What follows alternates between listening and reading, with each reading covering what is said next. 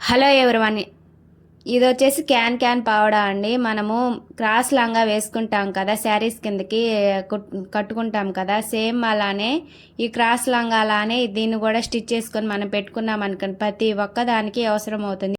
లెహంగాస్ కానీ, క్రాప్ టాపులు కానీ, లాంగ్ ఫ్రాకులు కానీ, పిల్లలకు కానీ, ఎవరికైనా ఇలా ఒకటి స్టిచ్ చేసి పెట్టుకున్నాం అనుకోండి, ప్రతి ఒక్క దానికి యూజ్ అవుతుంది అనమాట. మనము ఇప్పుడు వచ్చేసి ప్రతి ఒక్క దానికి క్యాన్ వేసుకోకుండా ఇలా స్టిచ్ చేసుకొని పెట్టుకున్నాం అనుకోండి, అప్పటికప్పుడే వేసుకొని వెళ్ళిపోవచ్చు అనమాట. ఇప్పుడు వచ్చేసి నేను మా బాబుకి వచ్చేసి 4 మీటర్స్ లైనింగ్ తీసుకున్నాను. ఇది వచ్చేసి హాఫ్ వైట్ అనమాట. మనకి ఏ కలర్ కావాలన్నా వేసుకోవచ్చు. నేను హాఫ్ వైట్ తీసుకొని దీనికి వచ్చేసి 4 మీటర్స్ తీసుకున్నాను కదా, 2 పార్ట్స్గా కట్ చేసుకొని 1 పార్ట్ వచ్చేసి కింద క్యాన్ స్టిచ్ చేశాను, ఇంకో పార్ట్ వచ్చేసి క్యాన్ మీద స్టిచ్ చేశాను అనమాట.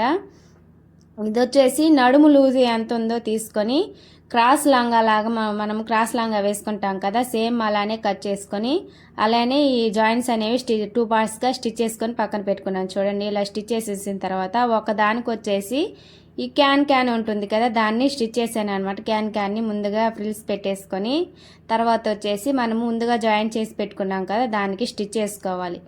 మనకి ప్రతి ఒక్క దానికి యూజ్ అవుతుంది అనమాట. మనము ఇన్స్టెంట్గా ఇప్పుడు లెహంగాస్ కానీ, లాంగ్ ఫ్రాకులు కానీ మనము క్యాన్ని పెట్టి స్టిచ్ చేయించుకుంటాం కదా, అలా స్టిచ్ చేయించకుండా ఇలా ఒకటి స్టిచ్ చేసి పెట్టుకున్నారనుకోండి, ఇది మనకి చిన్న పిల్లలకు కూడా 5 ఇయర్స్ 6 ఇయర్స్ అలాంటి వాళ్ళకు కూడా ఇలా స్టిచ్ చేసి పెట్టుకుంటే వాళ్ళకు కూడా ఫ్రాకుల మీద కానీ, మిడ్డీస్ కానీ అట్లాంటి వాటికి చాలా బాగుంటుందండి. ఇలా స్టిచ్ చేసుకొని పెట్టుకున్నాం అనుకో.